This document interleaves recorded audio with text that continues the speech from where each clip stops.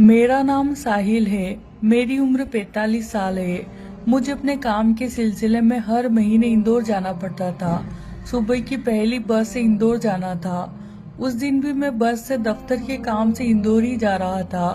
Bus stand पहुंचने में मुझे थोड़ी देर हो गई थी। पहली बस होने के चलते भीड़ बहुत ज्यादा थी। जहां एक और मर्दों की बहुत लंबी लाइन थी, वहीं दूसरी ओर औरतों की लाइन छोटी थी।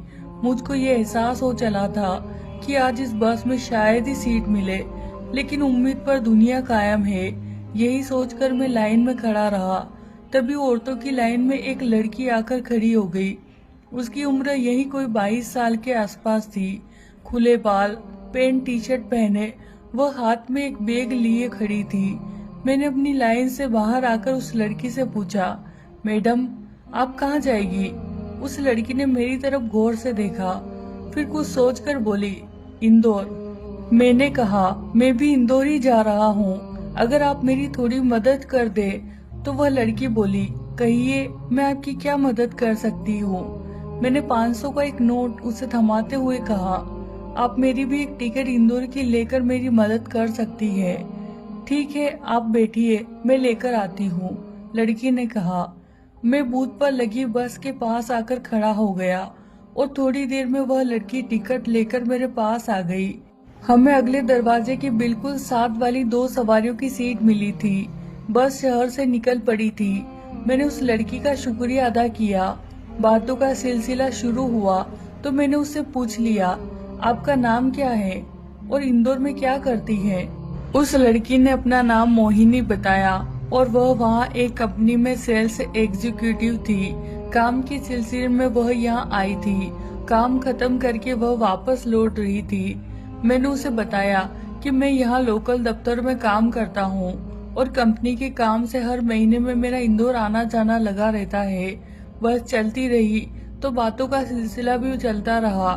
मोहिनी ने बताया कि वह मूल रूप से गुजरात की रहने वाली है। यहाँ इंदौर में किराए का मकान लेकर रह रही है। घर में मम्मी पापा और छोटी बहन है जो गांव में रहते हैं। बड़ा भाई दिल्ली में एक प्राइवेट कंपनी में काम करता है। मैंने बताया कि मैं भी किराए के मकान लेकर रह रहा हूँ। बीवी बच्चे सब गांव में हैं। महीने में 2-4 बार ही घर का चक्कर लग पाता है। कुछ समय बाद यही अपना घर लेकर रहने का इरादा है।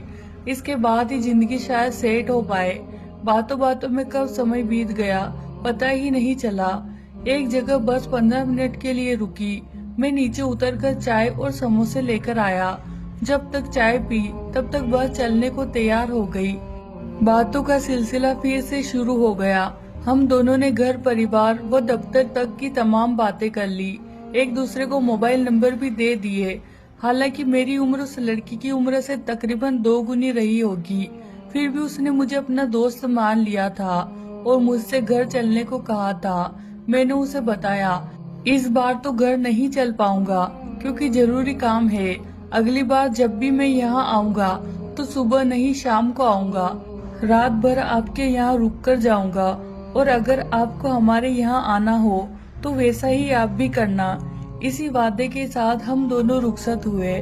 मैंने सुबह सुबह इंदौर दफ्तर पहुंचकर काम निपटाया और वापस बस में बैठकर घर की तरफ रवाना हुआ।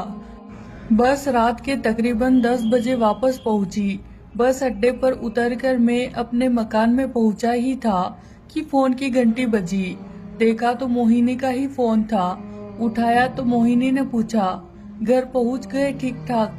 मैंने कहा, हाँ, अभी अभी घर पहुंचा हूँ। मोहिनी ने कहा, चलो ठीक है, नहाओ खाओ पियो, थक गए होंगे, और फोन काट दिया। अब मोहिनी से हफ्ते में एक आध बार तो फोन पर बात हो ही जाती थी।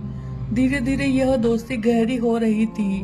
1 महीने बाद फिर से मुझको दफ्तर के काम से इंदौर जाना पड़ रहा था। मैंने मोहिनी से बात की तो उसने कहा, आप शाम को ही आ जाओ, सुबह जल्दी उठने में दिक्कत नहीं होगी और इसी बहाने आपके साथ रहने का मौका मिल जाएगा।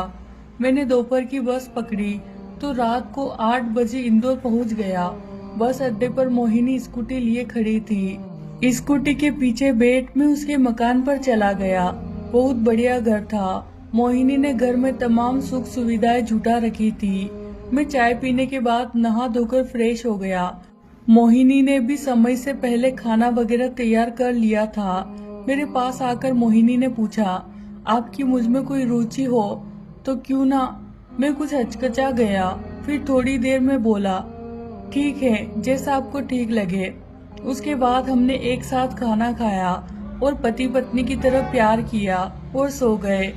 मैं सुबह उठा तो खुद को बहुत हल्का महसूस कर रहा था। मोहिनी भी जल्दी उठ गई थी, उसे भी दफ्तर जाना था। हम दोनों ने तैयार होकर नाश्ता किया और अपने अपने काम पर निकल गए।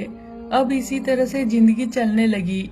मोहिनी जब भी मेरे पास आती तो मैं बहुत खुश होता था। जब भी छुट्टियां होती तो हम लोग घूमने निकल जाते। एक दिन जब मैं मोहिनी के घर पर सोने की तैयारी कर रहा था तो मेरे मन में ये सवाल उठा कि मोहिनी जवान है, खूबसूरत है, अच्छा कमाती है, यह तो नए नए कितने ही लड़कों के साथ दोस्ती कर सकती है, फिर यह मुझ जैसे अधेड़ को क्यों पसंद करती है। मैंने आज मोहिनी से इस बात का जवाब पूछना चाहा। मोहिनी, एक बात पूछूं, अगर आप बुरा ना मानो तो। मोहिनी ने कहा, मैं जानती हूँ कि आप क्या पूछना चाहते हैं। आप यही जानना चाहते हैं ना कि यह सब अधेड़ उम्र के आदमी के साथ क्यों कर रही हूँ, जबकि मेरे लिए जवान लड़कों की कोई कमी नहीं है। मैं क्या, हमारे यहाँ सब लड़कियाँ यही करती है। इसकी खास वजह यह है कि अधेड़ मर्द जिंदगी के हर तरह के रास्तों से गुजरे होते हैं। उन्हें हर तरह का अनुभव होता है, उनका अपना परिवार होता है, इसीलिए वे चिपकू नहीं होते और जब जहाँ उनको कहा जाए वे दोस्ती वहीं छोड़ देते हैं। कमाई की नजर से भी ठीक ठाक होते हैं। नौजवान लड़के जिद्दी होते हैं, वे समझौता नहीं करते बल्कि मरने मारने पर उतारू हो जाते हैं। कभी नस काट लेते हैं तो कभी पागलों जैसी हरकतें करने लगते हैं। यही वजह है कि हम आप जैसों को पसंद करते हैं। मेरी और मोहिनी की दोस्ती तकरीबन 3 साल तक चली। उसके बाद मोहिनी ने शादी कर अपना घर बसा लिया और दिल्ली शिफ्ट हो गई। मुझको भी उसका छोड़ना बिल्कुल गलत नहीं लगा। आज मोहिनी से मेरा कोई राब्ता नहीं होता, पर मैं खुश हूँ। दोस्तों, ये कहानी किसी के मन को ठेस पहुंचाना नहीं है। इस कहानी का सच्चाई से कोई लेना देना नहीं है, बस मनोरंजन के लिए इसे चलकड़ी चैनल द्वारा लिखा गया है। तो प्यारे दोस्तों, ये थी हमारी आज की कहानी। अगर कहानी पसंद आई है तो इसे लाइक कीजिए और चैनल को सब्सक्राइब करना